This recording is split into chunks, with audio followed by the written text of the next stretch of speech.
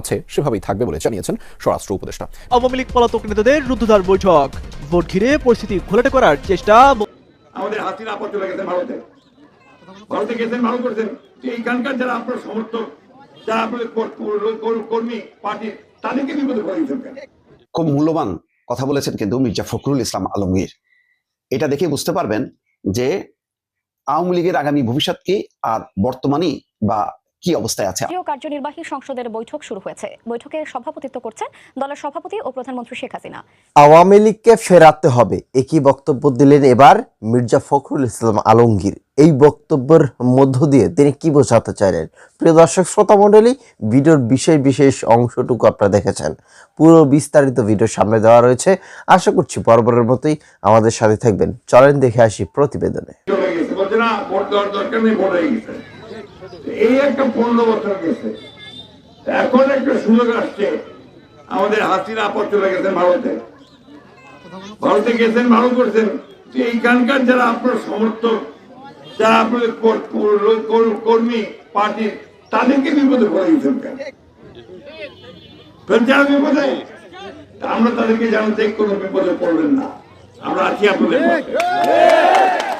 আমরা যারা অন্যায় করছে তাদের শাস্তি হবে, যারা অন্যায় করেনি তাদের কোন শাস্তি হয়নি।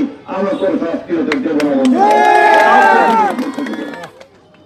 আমি তাই আমার মুসলমান ভাইদেরকে, বোনদেরকে, হিন্দু ভাই বোনদেরকে সবাইকে অনুরোধ করব যে আসেন আমরা সবাই একসাথে একযোগে আমাদের এলাকার উন্নয়নের জন্য আমরা কাজ করি, এবং এই উন্নয়নের কাজ একমাত্র ধারে শেষ করতে পারে, আর কেউ করতে পারবে না। দাঁড়ি পাল্লা আগে সরকারে গেছিল, পুরো কাজ করছে? আপনাদের এলাকার পুরো কাজ করছে? আমরা কাজ করছি, পরীক্ষিত দল। আমরা সবার কাছে গিয়ে ভোট চেয়ে, আপনারা ভোট দিয়েছেন, সেই ভোট দিয়ে কাজ করে সরকারে গিয়ে আমরা কাজ করছি। এই যে ডিপ টিউবওয়েল গুলো হয়েছে না, আছে ডিপ টিউবওয়েল, পানি পাচ্ছেন না, ফসল ফলাচ্ছেন না, এটা কিন্তু আমাদের সরকারের ভুট্টা চাষ হচ্ছে। আমরাই নিয়ে হচ্ছিলাম, আমরাই ভুট্টা নিয়ে আসছি। এই যে মুরগির ফার্ম গুলা, আমাদের বহুত কাজী ফার্মের, এগুলো সব আমরাই নিয়ে আসছিলাম। তাই বন্ধুগণ, আমি আপনাদেরকে যেটা বলতে চাই, আমরা আরো কাজ করতে চাই। আমরা নতুন স্কুল করতে চাই, রাস্তাঘাট করতে চাই, হাসপাতাল করতে চাই, ছেলে মেয়েদের চাকরির ব্যবস্থা করতে চাই। আমরা মেয়েদেরকে ক্লাস 12 পর্যন্ত ম্যাডাম বিনা বেতনের পড়াশোনার সুযোগ করে দিয়েছিল। এবার আমরা যেন গ্রাজুয়েশন করতে পারে, মেয়েরা যেন চাকরি করতে পারে, তার সকল ব্যবস্থা আমরা করতে চাই। বন্ধুগণ, আমাদেরকে যে সুযোগ দেন, ইনশাআল্লাহ আমরা এই কাজগুলো করতে পারবো। খুব মূল্যবান কথা বলেছেন কিন্তু মির্জা ফখরুল ইসলাম আলমগীর। এটা দেখে বুঝতে পারবেন যে আওয়ামী লীগের আগামী ভবিষ্যৎ কি আর বর্তমানে বা কি অবস্থায় আছে আওয়ামী লীগ।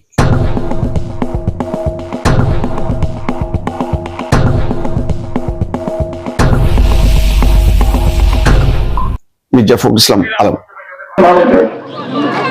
ভারতে গেছেন ভালো করছেন। এইখানকার যারা আপনার সমর্থক, যারা আপনাদের কর্মী পার্টি, তাদেরকে বিপদে পড়ে গেছেন।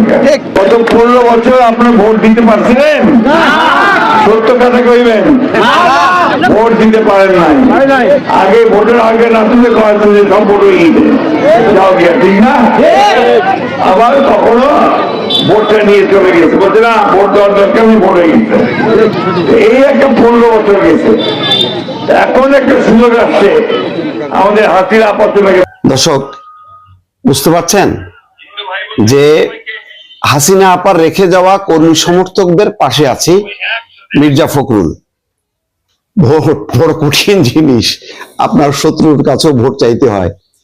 মির্জা ফখরুল ইসলাম আলমগীরও চাইছেন, জামাতও চাইছেন, সবাই চাইছেন। আর সত্যিই তো এটা, আপনি দেখেন আওয়ামী লীগের ভোটকে কেউ উপেক্ষা করতে পারছে না।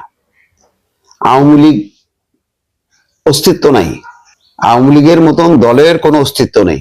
তার কোনো মিছিল নাই, মিটিং নাই, নির্বাচনী সমাবেশ নাই, প্রার্থী নাই, কিচ্ছু নাই, নিবন্ধন নাই, দল নাই।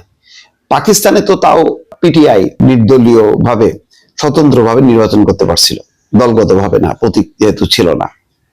এখানে তো সেই অবস্থাও নেই। এখন কিন্তু তাদের তো অবস্থাটা এমন না যে মানে হাসিনা উৎখাত হয়ে গেছে, মানে হাসিনা দিল্লিতে চলে গেছে, আওয়ামী লীগ ভ্যানিশ হয়ে গেছে, তা তো না। আপনি দেখেন ডানে বামে তাকায় চুপচাপ আছে লোকজন। ওই চুপচাপ লোকজনের একটা বড় অংশ হচ্ছে আওয়ামী লীগ। ঠিক আগের অবস্থা, আগেও এরকম চারিদিকে লোকজন কিছু চুপচাপ থাকতো, ওইগুলো হচ্ছে বিএনপি বা জামাতের, এখন আওয়ামী লীগের। এটা হচ্ছে দুর্ভাগ্য যে যখন আওয়ামী লীগ ক্ষমতায় তখন বিএনপি জামাত নাই, আবার বিএনপি যখন আছে, যখন উৎখাত হয়ে যায় বিএনপি জামাত থাকে, তখন আওয়ামী লীগ থাকে না। তার প্রতিফলন ঘটছে বলেই আজকে নির্বাচনের মাঠে হাহাকার। ভোট খুঁজতে হচ্ছে। কাদের ভোট? হিন্দুদের ভোট, আওয়ামী লীগের ভোট। কারণ এই দুইটা অংশ অত্যন্ত তারা ঝুঁকিতে আছে, অথবা তারা নিজেরা মনে করছে যে তাদের পাশে কেউ নেই। সুতরাং তাদের পাশে কে থাকবে বাংলাদেশের রাজনীতিতে, এটা হচ্ছে খুব গুরুত্বপূর্ণ বিষয়। তাদের নিজেদের অস্তিত্ব, এত মানুষ তো নিশ্চিহ্ন হতে পারে না, ভারতে চলে যেতে পারে না। ভারতে নাই বুঝলাম আস্তে আস্তে হিন্দুরা যাদের একটু অবস্থাপন্ন আছে তারা চলে যেতে পারে এবং ভারত সেটা অ্যাকসেপ্ট করবে, কিন্তু আওয়ামী লীগ মানে তো সবাই হিন্দু না, মুসলমান, তাদেরকে তো অ্যাকসেপ্ট করবে না। তারা হচ্ছে সবচেয়ে খারাপ অবস্থার মধ্যে আছে। আওয়ামী লীগের মধ্যে যারা মুসলমান, ভারতে তাদের স্থান নেই, বিশ্বের কোথাও তারা যেতে পারবে না। এখন যা আমাদের চতুর্দিকে ভিসার যে অবস্থা, আমেরিকা দেখছেন দরজা বন্ধ, ইউরোপ দরজা বন্ধ করে দিয়েছে। এখন এই মানুষগুলো ভোটও দরকার, তাদের নিরাপত্তাও দরকার। রাজনৈতিক দলগুলোর জন্য বিএনপি জামাতের জন্য দরকার আওয়ামী লীগের ভোট, আর আওয়ামী লীগের দরকার যে বেঁচে থাকার জন্য, টিকে থাকার জন্য কোনো একটা অংশের সমর্থন, কোথাও জামাত, কোথাও বিএনপি। সেই কারণে যেহেতু একটা ছোটখাটো অংশ না, মানে এটা তো জাতীয় পার্টি না, আওয়ামী লীগ তো আর জাতীয় পার্টি না, তার নিজস্ব একটা ভোট ব্যাংক আছে। এখন সবার নজর ওই ভোট ব্যাংকের দিকে। এখন যে যার মতন করে নিরাপত্তার আশ্বাস দিচ্ছে। এর মধ্যে সত্যিকার বাস্তবতা কতটুক, যে ক্ষমতায় যাওয়ার জন্যই কি আওয়ামী লীগের ভোটাররা হাতিয়ার হিসেবে ব্যবহার হবে, তারপর ছুড়ে ফেলা হবে, এইটাই এখন হচ্ছে বড় চ্যালেঞ্জ। সেই কারণে দফায় আস্তে আস্তে আওয়ামী লীগ খুব দ্রুতই ফিরবে। আওয়ামী লীগ আগামী যে সংসদ নির্বাচন হতে যাচ্ছে 12ই ফেব্রুয়ারি, সেই ফেব্রুয়ারি মাসেই হয়তোবা আওয়ামী লীগ বড় ধরনের একটা কিছু করে ফেলবে। এবং মির্জা ফখরুল ইসলাম আলমগীর তার বক্তব্যে তিনি বলেছেন যে হাসিনা আপার যারা সমর্থক রয়েছে তারা কোথায় ভোট দেবে, তারা কোন জায়গায় ভোট দেবে। কারণ ইতিমধ্যে অন্তর্বর্তীকালীন সরকার ডক্টর মোহাম্মদ ইউনূস তিনি আওয়ামী লীগকে তো নিষিদ্ধ করে রেখেছেন, এবং এইবার সম্ভবত আওয়ামী লীগ তারা নির্বাচনে অংশগ্রহণ করতে পারবে না। তাহলে এই ভোটারগুলো কাদেরকে ভোট দেবে? সেক্ষেত্রে কিন্তু মির্জা ফখরুল ইসলাম আলমগীর এই কথা বলেছে।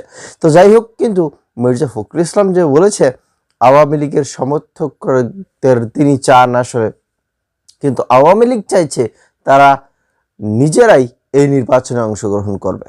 আর যদি নির্বাচনে অংশগ্রহণ নাই হয় তাহলে এটা কখনোই বৈধ মানে একটা সুষ্ঠু নির্বাচন হবে না বলেই তারা কিন্তু জানাচ্ছে। প্রিয় দর্শক, কি মনে হয় আপনাদের শেষ পর্যন্ত কি হবে লিখবেন কমেন্ট বক্সে।